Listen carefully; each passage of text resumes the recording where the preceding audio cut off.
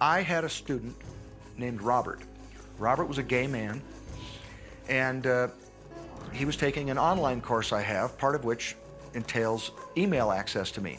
And he outlined all of the grim realities of his life.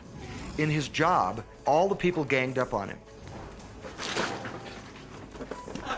And it was constantly stressful because of how nasty they were with him.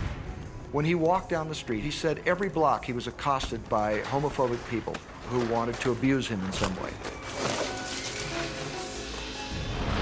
He was wanting to become a stand-up comedian. And when he went out and did a stand-up comedy job, everybody heckled him about being gay. And his whole life was one of a lot of unhappiness and misery, and it all focused around this idea of being attacked because he was gay. I began to teach him that he was focusing on what he did not want. I directed him back to his email that he sent me and said, read it again. Look at all the things you do not want that you're telling me about. And I can tell you're very passionate about this. When you focus on something with a lot of passion, it makes it happen even faster. And then he really started taking this thing about focusing on what you want to heart. And he began really trying it. What happened within the next 6 to 8 weeks was absolutely a miracle.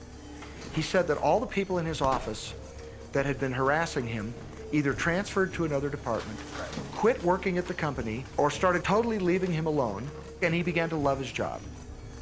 He noticed that when he was walking down the street that nobody came up to him and harassed him anymore. They just weren't there. I'm a very, very gay man. When he went and did his stand-up comedy routines, he started getting standing ovations and nobody was heckling him.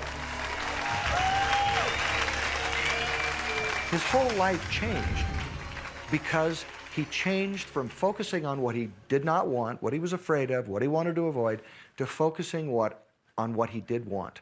So we may be